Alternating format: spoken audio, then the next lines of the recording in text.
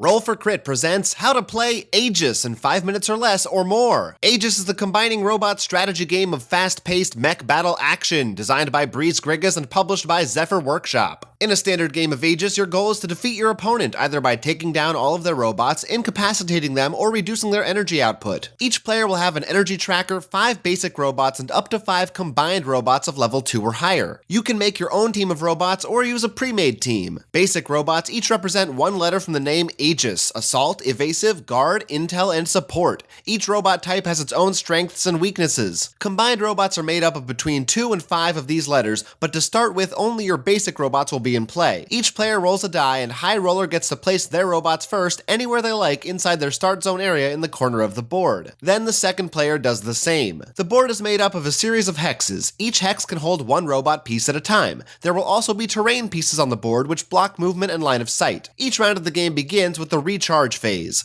Both players will reset their energy tracks to 0, then add up all of the energy symbols in the top right corners of all of their active robots. That total number is your total energy output for the turn, so adjust your marker accordingly using your max energy marker as a helpful reminder. Once both players have done this, move into the action phase. During the action phase, the first player activates all of their robots until they've activated all of them, run out of energy, or passed. Then the next player does the same with their robots. For each player's first turn, they may not target enemies' robots. After that, anything's fair game. It goes like this. You can activate your robots in any order you like. The first thing a robot can do during activation is move. A robot can move up to a number of spaces equal to its movement value at the top of the card. Each space moved costs you 1 energy point, which you keep track of by moving your energy marker as you go. Typically, robots can't move through other robots or terrain pieces and must end their turns on an empty hex. However, some robots have the flight ability, which allows them to move over robots and terrain. The jet ability also grants flight, and in addition lets those robots move up to their movement value for each energy spent,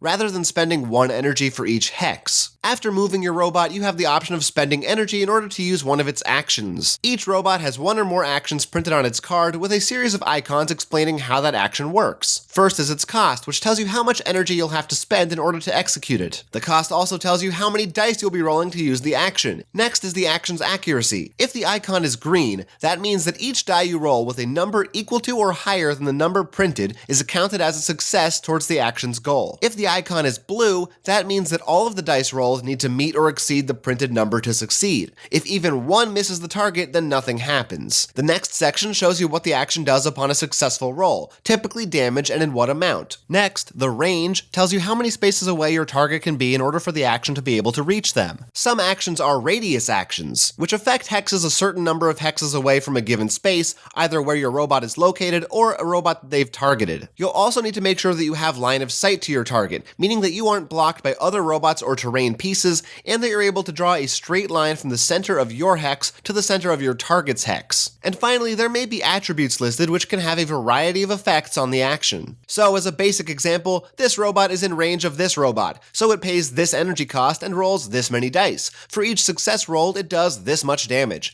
Each robot has an integrity level in the bottom right of its card. If a robot takes damage, it is marked with damage counters. If it has damage equal to or greater than its integrity level, it is destroyed and removed from the board. However, not all actions inflict damage. Repair actions remove damage in the amount indicated. Energy drain actions permanently reduce the amount of energy a robot produces on that player's turn. Push and pull actions move robots forward or backward in a straight line a certain number of hexes. If pushed into an obstacle before that distance is met, they take damage equal to half that distance. If pushed off the board, they're destroyed. Move actions also move robots, but in any direction the user chooses, and can't move targets off the board and don't cause damage by moving them into obstacles. There are also buff and debuff actions which can increase or decrease a robot's stats, altering the accuracy or damage numbers on their actions, letting them block or receive more damage, or requiring enemies' rolls against them to be higher or lower to be considered successes. Buffs and debuffs last until the next recharge phase. Any action can be used on any robot, whether on your own team or your opponent's. To highlight just a few attributes that an action could have,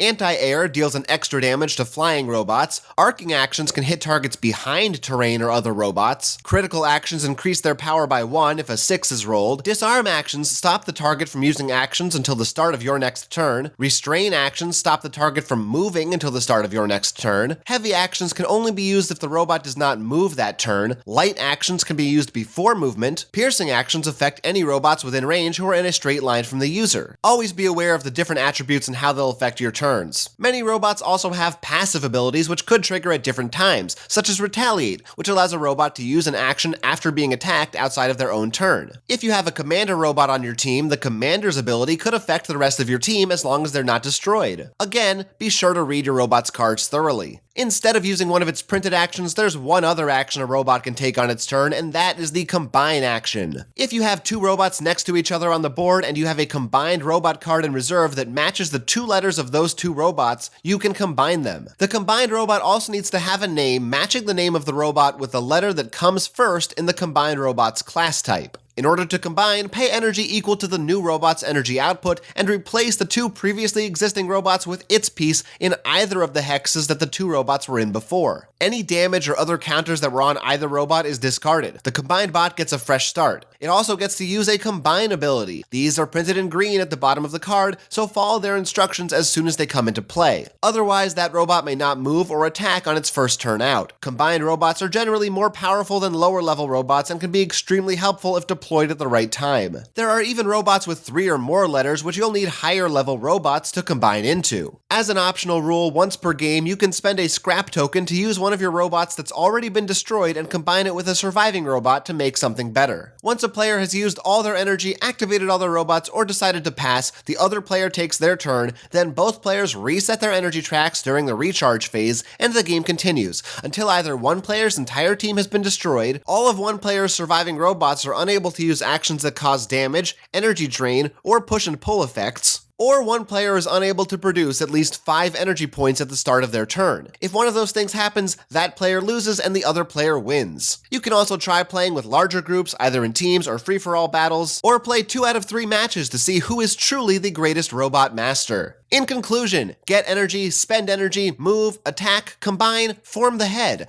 That's AEGIS in a nutshell. Did you get all that?